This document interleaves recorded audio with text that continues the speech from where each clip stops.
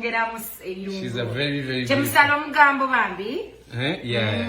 Oh, no mwala wange. This is my daughter. Do I look like your daughter? But then the bulungi spicy yanfumbira. Yeah. Spice, thank you so much. You're welcome. So guys, we are here. You have a fumba.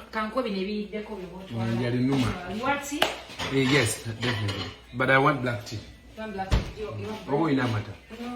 I have lots of milk, but yeah. Baba lato tunyodera to katakata tuze mbuto. I made this, guys. Mujaloza waimite tumanyi kufumba. We know how to cook. Spice of God fumbi the mede. Hey, ne manager Roger. Manager you want some what? Manager Roger akera wano kwa batuli bulungi. Suwa sula. Batulese munju feka ne Levixone. Netu wade mutu wade sawa usawi. Shut up. Oh God. Tuwadde mukusaba since last night. Tubasabidde mwenne eggwanga lyonna tulisabidde. Agambye mbu twesana. Twesani asana. Twesana okubera ku stage yemwe era tugenda bera ku stage yemwe kiro kya leero. Yes, same stage. Ate nga 26 era November. 26 era mujje bannange kubanga ne Spice Diana neja nnyo. Twasize mufumbiro nga tubafumbira. There you guys. Living nganyirire kitiwa kya mukama. Ne Spice na kuzimecha. Mugabiridde. Anfumbira kamere. Mugabiridde ekyoka ekimere. Bread. Nize chai. Ni mama. Manager Roger anfuddeko. Manager liyo watabadde. Ofumbo ngasiwangu. Nijo tegeza. I mean like omusajja bukimugo ino kimuwa just ngamba. Nedde tokwata ko. Chi. Buli kimu gwaleeta. Kimu mukazi yaleeta. Toleetako. Nedda bambi. Nze Levixone. You have to make tea. Oli chali wange naye Spice. Tugenda kwawukana. Tusitegedde. Agambye tonkwatako. There you go. Thank you so much. Roger, you want some bread? Bread, eh? Roger Monday. Yeah, man. Baddest manager. Roger yangulidde engatto. Ne Roger banna. Oliyo nno nyinza okusuulawo nina ne Roger. Liyo ebyonkubira amasimu, how is it now? How is it so far? It's okay. You're not complaining. So guys, we're here to if you're in Colombia. If you're in Canada, Edmonton, please come out. Let's have a good night. Let's have a good time. We have the legends, the Afrigo. Yesterday we had a good time with them. It was really nice. We have learned a lot of things from these guys. Yeah. And also we had a good conversation. Yeah. Joanita. Yeah, all lovely. Madame Rachel. Moses. Papa Moses. So mwebali nnyo bannange. Namwe kutusabira ndaba wano. There's too much love, man, for you, Spice. Okay. You're so loved. Wow, guys. Levixone ngambira Spice nti nze malaika mwagala nnyo bambi. People love you. Thank you, guys. I love you. Same way. How many spoons do you want? One. Ngazi wampadde gulu.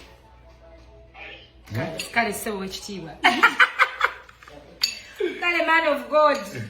Amen. So guys, Spicy amanyi okufumba. Yeah, she's good. Levi and Spicy mbagala nnyo. Thank you so much, my dear. Banenga mtwagala nnyo mwebale kuwagira Uganda. Yes, guys, thank you by the way. Mukulikeyo mushare David Lutalo. Bambi mukulikeyo. That's so amazing. Naffe katuffe tubulayo. Nina show. Where is it everybody saying we look nice together? Huh? Yo. Why? Tukulamusiza sebo. Otwagaza ki ku makya gano? Ewa mu buzibye. Bobby Rush atutankalanya. Why are you? Bobali kutte. Bobby Rush. So there you go. Roger, you want tea? No. Roger, tuwanywedde chai gwe yakuddamu. So guys, I want to make, you know, you enjoy benjagala okufumba by the way. I don't know if you guys will like it. Sorry, please have your bread. Actually, Avumi kono Levixone yakwese.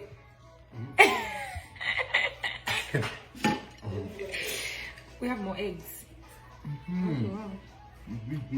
What? What? See, what? Salt. Salt is okay. Everything is okay. Oh, we have chicken. Let me try to warm it. There's something I'm looking for. What is that? Mwana kumbe jita manyiro na dichikomando. Nana dichikomando yani. Wakosovo. Ndio kosovo ngawa vae vya kabi. Hey, this thing is not working. Do you know how to put it on? Yeah, tolimbye. Ngasatu yes. Ngasatu yes pasta bujingo kitufu munanga ngenda kusubwa naye ibereyo tusabe mukama Katonda. Yeah, guys, like we were saying, thank you for supporting Ugandan music. But this year so far, I'm so impressed with how you guys are supporting Ugandan music. Banangi. Thank you, Bambi. On behalf of everyone that has had a concert and you guys have gone there. I've been watching my show in 2020 and I was crying. The one at Freedom City? Yeah. Yeah.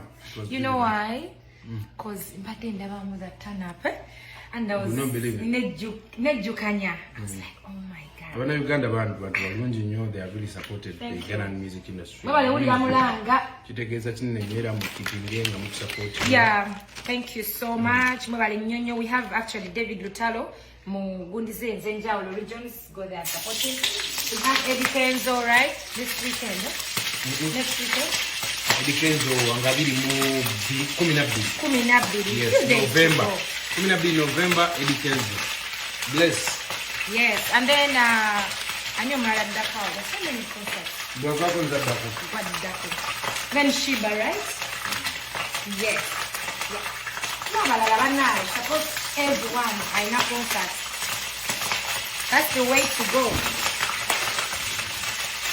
You know who from Nae Karo Nantongo. Karo Nantongo. Manakola yo diku show. Hey. I think everyone is coming. These are zinda where bakubuza ino page ya Zoom. So kadembang. Page yo bakubuza. Who not you? What? Zinda where? Where is she? Where is she?